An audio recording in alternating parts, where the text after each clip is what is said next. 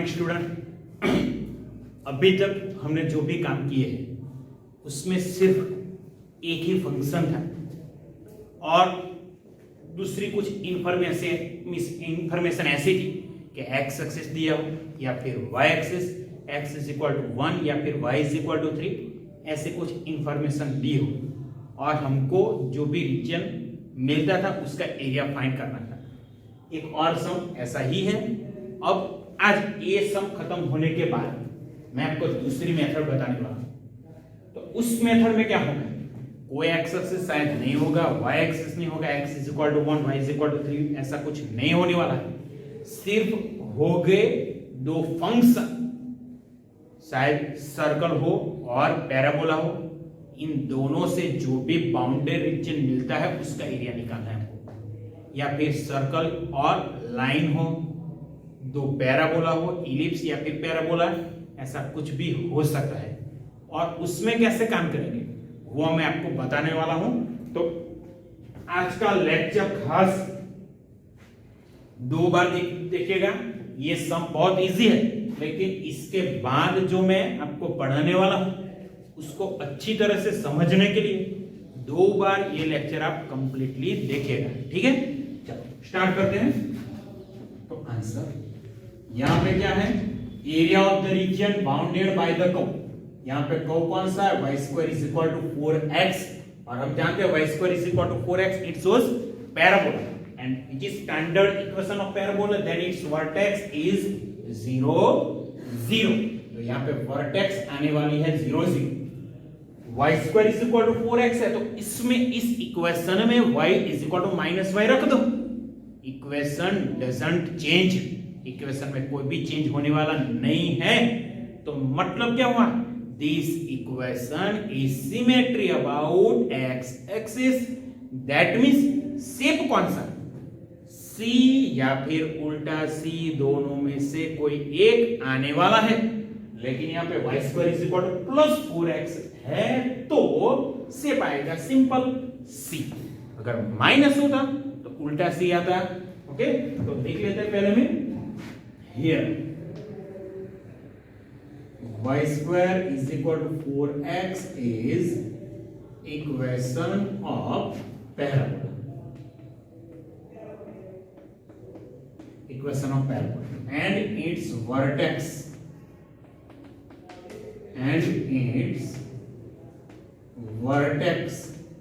is origin 0 0 और shape आने वाला है c। देख लेते हैं। बाद में हमारे पास क्या इंफॉर्मेशन है, y axis and the line y is equal to 3, और हम जानते हैं y is equal to 3 line which is line parallel to x axis और perpendicular to y axis. Okay, देख लेते हैं। पहले मैं फिगर ड्रॉ करता हूं, c शेप में ड्रॉ कर देता हूं। तो ये हमारा हो गया y, ये हो गया x, और ये हमारा पैराबोला है। इतना चलेगा, कोई प्रॉब्लम नहीं है। यहां पे मैं लिख लेता हूं y square is equal to 4x। बाद में y एक्सिस वो तो है ही, और बाद में क्या, line y is equal to 3, तो line y is equal to 3 suppose यहां पे आएगी y इज इक्वल टू 3, ये लाइन का कोई हमारी।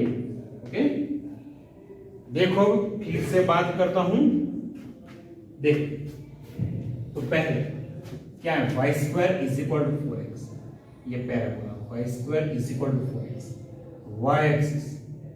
ओके, y एक्सिस ये हमारी y एक्सिस है, और इस लाइन को हम बोलते हैं y is equal to 0, y is equal to 3। तो ये जो एरिया हमको मिला, ये जो रीजन मिला, ये रीजन, इसका एरिया हमें फाइंड करना है। तो यहाँ पे तो बहुत क्लियर है, लिमिट कौन सी है, 0 to 3, और लिमिट है y की। तो मतलब क्या हुआ, x को सब्जेक्ट बनाना पड़ेगा। तो देख लेते हैं। Now y square is equal to 4x, that means x is equal to y square by 4 is equal to f of 1। Now I is equal to integration limit 0 to 3, क्योंकि y की limit है तो यहाँ पे function भी आएगा y का f of y is equal to integration 0 to 3 f of y means y square by 4 dy।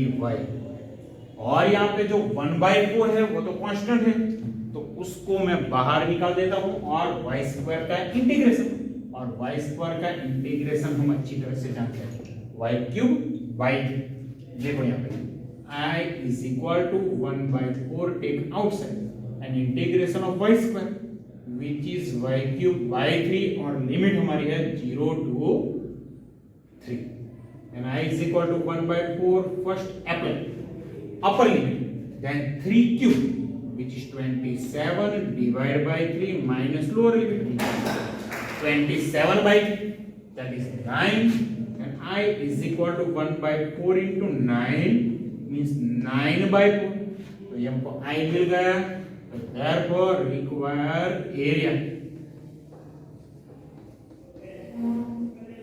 A is equal to modulus of I, A is equal to modulus of 9/4, then A is equal to modulus of 9/4 which is same 9/4 square unit।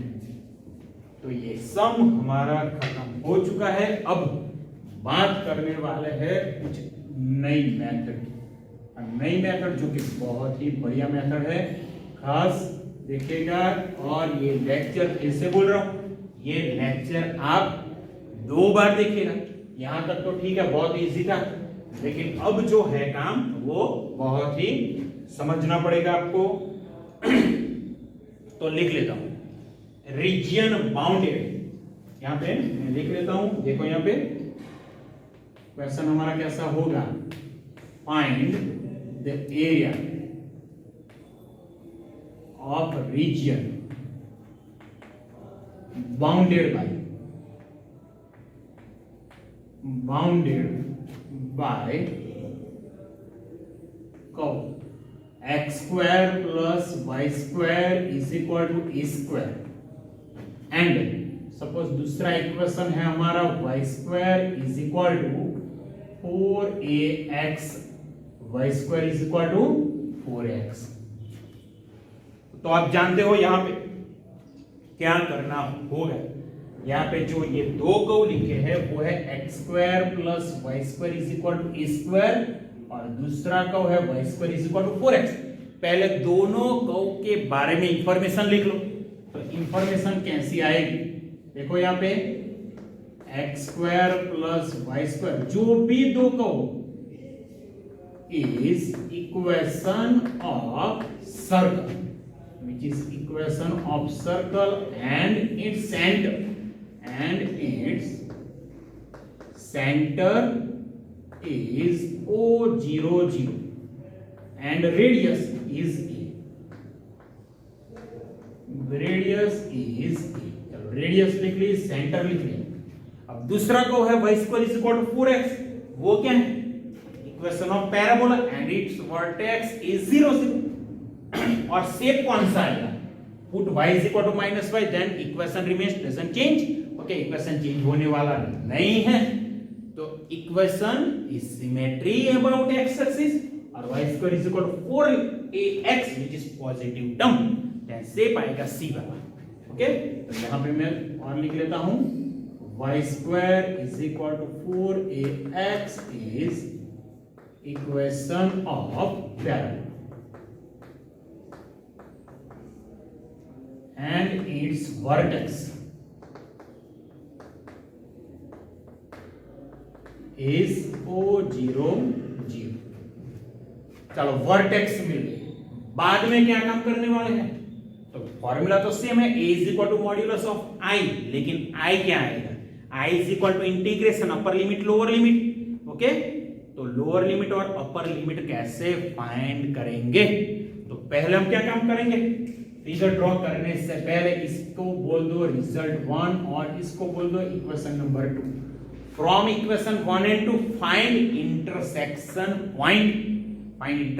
Point और given equations. Okay, तो तीसरा काम करने वाले हैं find intersection points, जितने भी points मिलते हैं वो सब पॉइंट हमको फाइंड करने हैं। Find intersection points of given equations. Okay, तो दूसरा काम हमें यहां पे ये करना है कि यहां पे इंटरसेक्शन पॉइंट्स फाइंड करें। अगर इंटरसेक्शन पॉइंट्स हमको मिल गए तो यहां पे मैं लिख लेता हूं, सपोज यहां पे जो दो कर्व है उसके suppose intersection points are A A B और दूसरा पॉइंट है बी सी डी। अब मैं फिगर ड्रॉ करने वाला हूं। तो पहला कर्व है सर्कल। ओके, पहला कर्व कौन सा है? सर्कल है। तो मैंने ये सर्कल ड्रॉ कर दिया। ओके, इसका सेंटर ओरिजिन है, जानते ये एक्स एक्सिस, ये वाई एक्सिस है। ओके, और पैराबोला क्योंकि सी शेप का है और उसका वर्टेक्स क्या है? 0 0। तो शायद ऐसा कुछ आने वाला है। तो ये हो गया हमारा पैराबोला। ओके, तो इसका इक्वेशन है y square is equal to 4ax, y square is equal to 4x। और इंटरसेक्शन पॉइंट कौन सा है तो हम लिख लेते हैं। तो ये इंटरसेक्शन पहला पॉइंट है a a b, ये मैंने कुछ एज्यूम किया है, और ये b है, c और d। अगर हमारे पास कुछ क्वेश्चन है तो इंटरसेक्शन पॉइंट नोट टर्म मिलने वाली है 1 to O, या के सारे जो नंबर है वो हम जानते होंगे। तो अब डिसाइड करो कि रीजियन कौन सा मिल रहा है। क्या डिसाइड करना है? Decide bounded region. आप डिसाइड कर लो कि बाउंडेड रीजियन कौन सा है। तो यहां पे मैं ये चीज भी लिख देता हूं।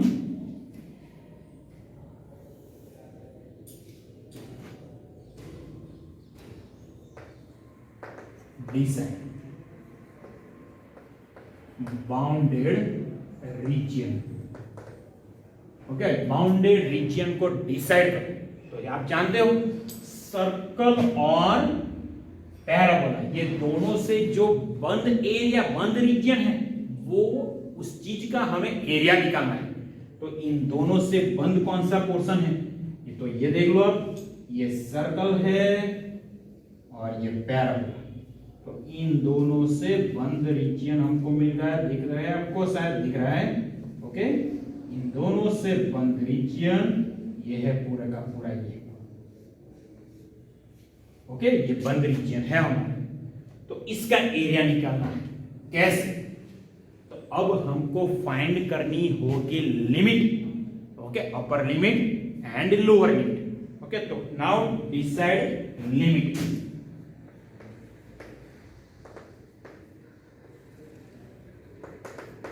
लिमिट, अपर लिमिट या फिर लोअर लिमिट, कौन सी लिमिट आएगी और किसकी लिमिट आएगी? x की लिमिट आएगी या फिर y? ये बहुत ही अच्छा पोर्शन है। ओके, इस यहां तक तो शायद कुछ ऐसा प्रॉब्लम वाला नहीं है, लेकिन लिमिट डिसाइड करना बहुत अच्छा है। देखो यहां पे आप कोई भी लाइन ड्रॉ कर दो। तो पहले मैं लाइन कौन सी ड्रॉ करने वाला हूं? Parallel to y axis. Line पहले ड्रॉ कर लो, parallel to y axis line. Okay, तो ये मैंने लाइन ड्रॉ की, खास समझिएगा, ये मैंने लाइन ड्रॉ की। अब देखो जो भी लाइन ड्रॉ की, इसके दो एंड पॉइंट है, वो इस जो लाइन ड्रॉ की इसके जो दो एंड पॉइंट है वो कौन से कर्व को टच करती है? तो ये लाइन ड्रॉ की मैंने, तो ये दोनों पॉइंट, ये दोनों एंड पॉइंट सिर्फ पैराबोला को टच करती है। कोई भी लाइन, ये देखो ये लाइन भी पैराबोला का टच करती है। यहां पे मैं अगर ड्रॉ करूंगा, ओके, स्टैंडिंग लाइन, तो वो भी, उसका भी एंड पॉइंट पैराबोला को टच करेगा, सॉरी सर्कल को टच करेगा, दोनों एंड पॉइंट। तो हमको ऐसा नहीं चाहिए, हमें ऐसी ही लाइन पसंद करनी है जिसके दो जो एंड पॉइंट है, तो एक एंड पॉइंट कोई एक कर्व को टच करे और दूसरा एंड पॉइंट दूसरे कर्व को हमेशा टच करना चाहिए। जितनी भी लाइन में ड्रॉ करो, स्टैंडिंग लाइन ड्रॉ करो या फिर स्लीपिंग लाइन, ओके, उसके दो एंड पॉइंट हमेशा दोनों कर्व को टच करना चाहिए। अगर दोनों एंड पॉइंट एक ही कर्व को टच करेगा तो ऐसा चलेगा नहीं। ओके, तो यहां पे मैं रब कर देता हूं, बाद में देखो स्टैंडिंग लाइन तो हमारी गई समझो।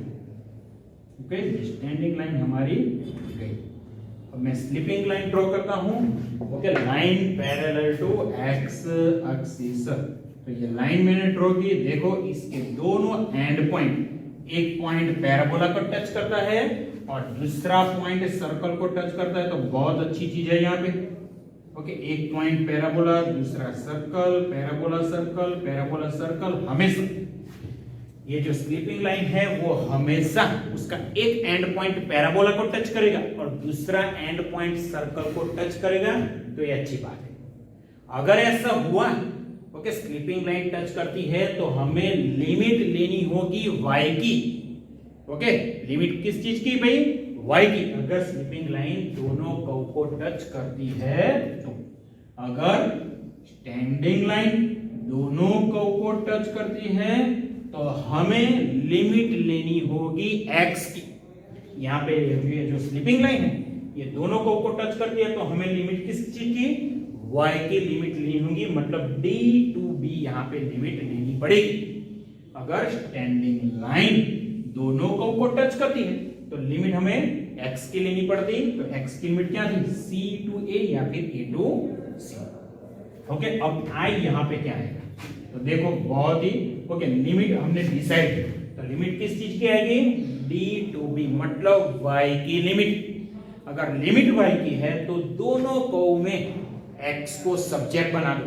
तो पहले मैं लिख लेता हूं, now x square plus Y square is equal to A square. तो x को मैं सब्जेक्ट बना देता हूं, तो x square is equal to A square minus y square, x is equal to under root a square minus y square, इसको बोल दो f ऑफ y। और दूसरा तो हमारे पास है y square is equal to 4ax, उसमें भी x को सब्जेक्ट बनाना है तो वो तो बहुत इजी है, वाई स्क्वायर अपन 4a, मतलब हो गया g ऑफ y। ओके, तो यहाँ पे मैंने स्लीपिंग लाइन ड्रॉ की है, ये हमेशा दोनों को टच करेगी।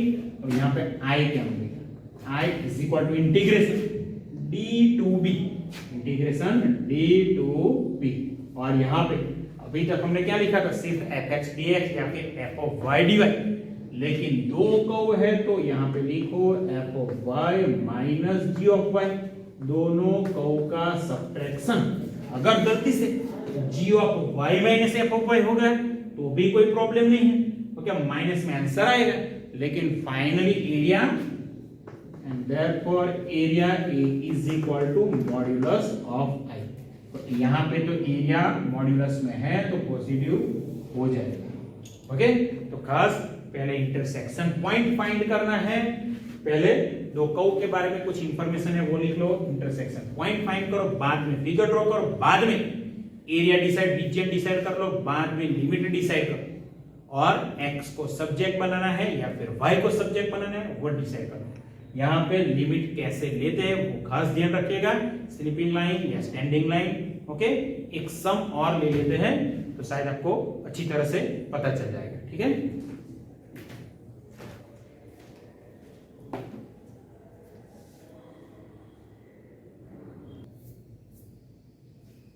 चलो बच्चों, अभी हमने जो एक मेथड बताया अच्छी तरह से समझिएगा। अगर कुछ प्रॉब्लम है वीडियो को 2 बार देखिए। ओके, वो मेथड मैं तो ऐसा बोल रहा हूं कि कंपलसरी है, शायद आपको पहले ही लेक्चर में खत्म समझ में आ गई, तो भी वीडियो को 2 बार देखिएगा तो और ज्यादा अच्छी तरह से समझ में आएगा। एक और सम में लेता हूं, वो जो कि है illustration number 4, example 4। Find the area of the region in the first quadrant, मतलब जो भी रीजन हमारा है वो फर्स्ट क्वाड्रेंट में है वो फाइनल है। Enclose by the x axis, line y is equal to x and the circle x square plus y square is equal to 32। तो यहां पे जो दो कर्व हमको दिए हैं उसमें से पहला है circle x square plus y square is equal to 32 और दूसरा है लाइन जो कि y is equal to x है। Okay, y is equal to x है और तीसरा कुछ इंफॉर्मेशन है x एक्सिस के बारे में। तो पहले मैंने आपको बताया था दोनों कर्व, जो भी दोनों कर्व है उसके बारे में जो भी इंफॉर्मेशन है लिख लो। चलो पहले मैं इंफॉर्मेशन लिख लेता हूं, बाद में देखते हैं क्या करेंगे। तो here x square plus y square is equal to 32 से this is result number 1, equation 1 is equation of circle and its center। ये स्टैंडर्ड इक्वेशन है तो इसका सेंटर कौन सा आएगा, centre O00 and its radius, and radius is equal to under root 32, root 32 that means 16 to जा, और 16 का स्क्वायर रूट आएगा 4 और 2 का आएगा रूट 2, तो यहाँ पे रूट 32 दैट मींस 4 रूट 2। तो ये रेडियस हमको मिल गई, सेंटर भी मिल गया। और दूसरा इक्वेशन है लाइन का, तो वो भी मैं लिख लेता हूं, and y is equal to x से दिस इज रिजल्ट 2 और equation number 2 is equation of line. तो ये लाइन का इक्वेशन है, ये दोनों के नीचे में लाइन कर देता हूं, y is equal to x है, दूसरा है x square plus y square is equal to 32। Okay, तो अब क्या करना है, जो रिजल्ट 1 इक्वेशन 2 है, इक्वेशन 1 2 दोनों का इंटरसेक्शन पॉइंट फाइंड करना है। देखो कैसे, now from 1 and 2, from 1 and now from 1 and 2 equation 1 is x square plus y square is equal to 32 and दूसरा इक्वेशन है y is equal to x। Then I put y is equal to x in equation number 1, then what we get, see here x square plus put x, y is equal to x, then x square plus x square is equal to 32, that means 2x square is equal to 32, then we get x square is equal to 16, now taking square root then x is equal to plus or minus 4। यहाँ पे देखो मैंने plus और minus 4 लिखा है, सिर्फ plus लिखा नहीं है क्योंकि अभी तक हमको कौन सा रीजन है, कौन से रीजन का एरिया फाइंड करना है वो बिल्कुल ही मालूम नहीं है। ओके, तो यहाँ पे मैंने लिख लिया x is equal two plus और माइनस। अब हमको चाहिए y, तो रिजल्ट 2 इक्वेशन नंबर 2 में x की वैल्यू रख दो, तो now 2 implies what, result equation number 2 क्या है, y is equal to x, that means value of y is also plus और minus 4, means if x is equal to 4 then y is equal to 4, and if x is equal to minus 4 then same value of y which is minus 4। तो यहाँ पे हमको intersection point मिल गया, तो यहाँ पे मैं लिख लेता हूँ therefore intersection points are, first point को मैं a बोल देता हूँ तो 4 4, और दूसरा पॉइंट है b -4 -4। a और b दोनों पॉइंट हमको मिल गए। सर्कल हम जानते हैं, और जो लाइन है y is equal to x, line जो है y is equal to x, तो उसमें कोई भी कांस्टेंट टर्म नहीं है, तो लाइन ओरिजिन में से पास होने वाली है। चलो मैं फिगर ड्रॉ करता हूं, तो पहले सर्कल ड्रॉ कर देता हूं। देखो यहाँ पे, तो पहले सर्कल ड्रॉ करता हूं, अच्छी तरह से देखिएगा, फिगर बहुत ही इंपॉर्टेंट है यहाँ पे। तो ये सर्कल ड्रॉ करते हैं, ये हमारा हो गया x एक्सिस और ये y, ये y है, ये x है, ये सेंटर जो कि ओरिजिन है, ये पॉइंट हम जानते हैं। ओके, रेडियस 4 रूट है, 4 रूट 2 है, तो ये पॉइंट आएगा 4 रूट 2 0, और इस साइड पे आएगा -4 रूट 2 0, यहाँ पे आएगा 0 -4 रूट 2, और यहाँ पे सॉरी 0 +4 रूट 2, और यहाँ पे आएगा 0 -4 रूट। अब इंटरसेक्शन पॉइंट देखो 4 4 मींस दोनों कोऑर्डिनेट पॉजिटिव है, तो वो पॉइंट आएगा फर्स्ट क्वाड्रेंट में, और दूसरा है -4 -4 वो आएगा तीसरे क्वाड्रेंट में। और इंटरसेक्शन पॉइंट है तो दोनों पॉइंट सर्कल पे हमेशा रहने वाले। मैं लाइन ड्रॉ कर देता हूं, तो लाइन 4 4 -4 में से पास होने वाली है, तो ये हो गई हमारी लाइन। ओके, ये लाइन का इक्वेशन है y is equal to x, और ये पॉइंट कौन सा है A4, और ये दूसरा पॉइंट है P -4 -4। अब देखो सर्कल है, तो ये सर्कल, दूसरा इंफॉर्मेशन है लाइन, और तीसरा है एक्स एक्सिस और फर्स्ट क्वाड्रेंट। तो ये पोर्शन आने वाला है, इस पोर्शन का हमें एरिया फाइंड करना है। अब बात रह गई लिमिट की, तो लिमिट कौन सी आएगी, ट्राई करो। X line, standing line draw करो या फिर स्लिपिंग लाइन ड्रॉ करो। चलो ट्राई करते हैं। यहां पे पहले मैं स्टैंडिंग लाइन ड्रॉ कर देता हूं। तो ये स्टैंडिंग लाइन है, तो उसका एक एंड पॉइंट लाइन को टच करेगा और दूसरा पॉइंट तो एक्स एक्सिस को टच करेगा, चलेगा नहीं। जो भी लाइन ड्रॉ करो उसका एक एंड पॉइंट लाइन को टच करना चाहिए, दूसरा सर्कल को, मतलब दोनों कर्व को टच करनी चाहिए कोई भी लाइन ड्रॉ करो। तो यहां पे स्लिपिंग लाइन ड्रॉ करने ट्राई करते हैं। देखो यहां पे, तो ट्राई करता हूं स्लिपिंग लाइन। ओ, ये दोनों को टच करती है, एक एंड पॉइंट सर्कल को और दूसरा एंड पॉइंट लाइन।